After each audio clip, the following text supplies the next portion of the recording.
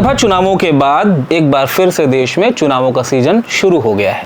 हरियाणा के साथ जम्मू कश्मीर में भी चुनावों का ऐलान हो चुका है। इसके बाद महाराष्ट्र और झारखंड में भी चुनाव होंगे, लेकिन नजरें सबकी टिकी हैं जम्मू कश्मीर पर। जम्मू कश्मीर पर क्यों? क्योंकि आर्टिकल 370 हटने के बाद 10 सालों के बाद राज्य में चुनाव होने वाले हैं। आखिरी बार 2014 में विधानसभा के चुनाव हुए थे। बीजेपी और पीडीपी ने मिलकर सरकार बनाई थी, जो कि करीब 1.5 साल चली थी, और उसके बाद फिर गवर्नर रूल लग गया, और उसके बाद जो कुछ हुआ वो अपने आप में इतिहास है और ऐतिहासिक घटना है। लेकिन ये चुनाव इसलिए महत्वपूर्ण है क्योंकि कांग्रेस ने एक अलग किस्म के गठबंधन का ऐलान किया है।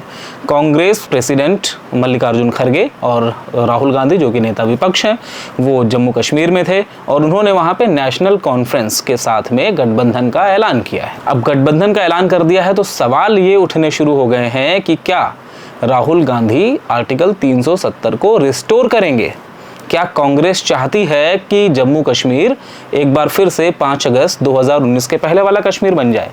सवाल इसलिए क्योंकि फारूक अब्दुल्ला साहब से जब आज पत्रकारों ने सवाल पूछा तो उन्होंने साफ कह दिया कि देखो भाई, 370 को बहाल करना, कश्मीर का स्पेशल स्टेटस लाना, ये नेशनल कॉन्फ्रेंस की प्राथमिकता है। वो इसी चुनावी वादे के साथ मैदान में उतरेंगे, कांग्रेस की कांग्रेस जाने। अब कांग्रेस ने उनके साथ हाथ मिलाए हैं तो ये स्पष्ट तो करना पड़ेगा कि आर्टिकल 370 पर भाई आपका रुख क्या है, क्योंकि आपके जो साथी हैं, आपके जो दोस्त हैं, वो तो साफ कर चुके हैं कि उन्हें पुराना कश्मीर चाहिए, कश्मीर 2.0 नहीं चाहिए। अब उस पुराने कश्मीर में क्या क्या होता था, क्या क्या हुआ था, वो सब आप जानते हैं। तो कांग्रेस के साथ में क्या दिक्कत है कि आज तक कांग्रेस ने आर्टिकल 370 पर क्लियर स्टैंड नहीं लिया है। वो ना तो इसको खुलकर स्वीकार कर पाती है और ना ही इसका विरोध कर पाती है। जैसे कि गुपकार अलायंस जब बना था, जो कि फारूक अब्दुल्ला साहब के जो गुपकार रोड वाले घर पे उसका गठन हुआ, तमाम कश्मीर की पार्टियां आई, उसमें कांग्रेस भी शामिल थी, और उसका मुख्य उद्देश्य ही ये था कि भाई कश्मीर में फिर से 370 और 35A को रिस्टोर किया जाएगा। हालांकि बाद में कांग्रेस इससे मुकर गई। नवंबर में 22 अगस्त को उसने दस्तखत किए थे और फिर नवंबर में जाके मुकर गई कि हमने ऐसे किसी अलायंस का पार्ट नहीं है। कांग्रेस की CWC की जो बैठक थी उसमें भी एक रेजोल्यूशन पास हुआ कि हम उस प्रक्रिया का विरोध करते हैं जिसके तहत प्रधानमंत्री नरेंद्र मोदी ने और उनकी सरकार ने बिना ट्रस्ट में किसी को लिए फैसला ले लिया। लेकिन उन्होंने ये कभी नहीं कहा कि हम 370 को दोबारा बहाल कर देंगे। लेकिन अब उनके साथी तो खुलेआम कह रहे हैं कि भाई हमारी तो प्राथमिकता यही है। तो कांग्रेस को ये स्पष्ट करना पड़ेगा। इसमें एक पेच है। दरअसल राहुल गांधी की विगत कुछ दिनों की अगर आप राजनीति की बात करें या कांग्रेस की राजनीति की बात करें तो पूरी की पूरी टिकी है आरक्षण पर, जाति पर। और आपने जो बजट सत्र देखा उसमें इसकी झलक स्पष्ट रूप से दिखी, जहां उन्होंने बजट बनाने वाले अधिकारियों की जाति भी पूछ ली कि हलवा सेरेमनी में जो लोग दिख रहे हैं उनमें से कितने लोग किस जाति के हैं। लेटरल एंट्री को लेके भी उन्होंने अच्छी खासी लंबी खासी पोस्ट लिखी, उसके बाद भी विवाद हुआ और सरकार ने फैसला वापस भी लिया बाद में। तो कुल मिलाकर कहने का मकसद ये है कि आरक्षण को लेकर राहुल गांधी की राजनीति इन दिनों अच्छी खासी चल रही है। लेकिन जम्मू कश्मीर में उनके साथी कह रहे हैं कि वो 370 को बहाल करेंगे। अब 370 जब बहाल होगी तो क्या होगा? 370 जब लागू थी तो जम्मू कश्मीर में भारत के संविधान ही नहीं लागू होता था, उसके कई हिस्से नहीं लागू होते थे, केंद्र सरकार के कई फैसले नहीं लागू होते थे, और उनमें सबसे बड़ा फैसला था आरक्षण का।